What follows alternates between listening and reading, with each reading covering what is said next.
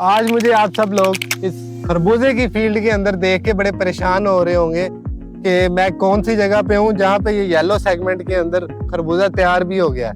17 मार्च 2026 तारीख है।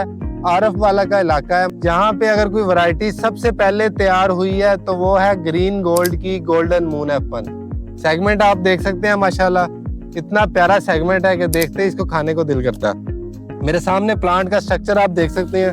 प्लांट सारा भरा पड़ा है, तैयारी की तरफ प्लांट अपना फ्रूट लेके जा रहा है। कुछ तोड़ाई के लिए तैयार है, साइमल्टेनियसली जो है ना वो अपना प्लांट तैयार भी कर रहा है और साथ साथ नए फ्रूट भी ले रहा है। अगर हम यहाँ पे देखें तो माशाल्लाह सारा फ्रूटिंग से भरा पड़ा है प्लांट। कोई भी प्लांट इधर आगे ले आए, सारा फील्ड पूरी भरी पड़ी है। जरा पीछे से एक नजर दिखाएं जरा, सारी फील्ड जो है तैयारी की तरफ जा रही है और तोड़ाई के लिए तैयार है इस टाइम खरबूजा। वेट की बात करें कम से कम 1.5 से 1.5 किलो का ये फ्रूट है इस टाइम।